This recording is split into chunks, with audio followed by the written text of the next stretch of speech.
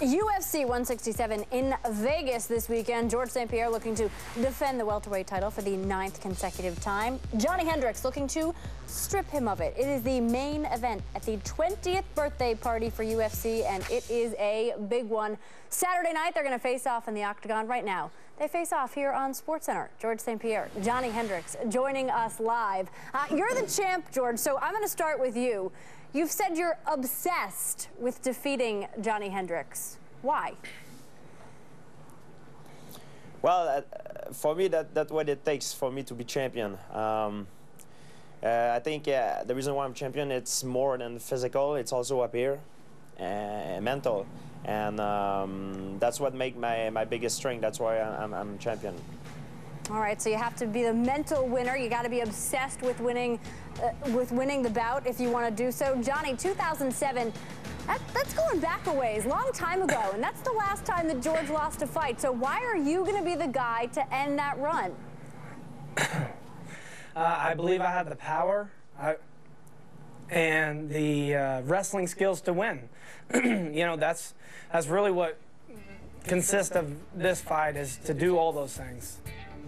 You talk about the wrestling skills.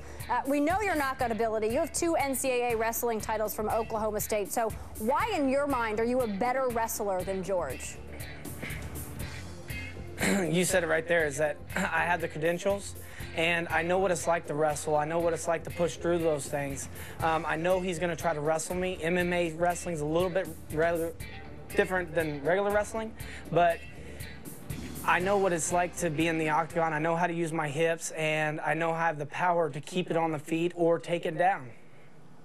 George, you look at Johnny's knockout power here, 8 of his 15 wins by KO. So how much of a concern is that to you? Yeah, it's very impressive. But I have power myself as well, and plan on showing it on Saturday. You know, it's gonna be mixed martial art at its best.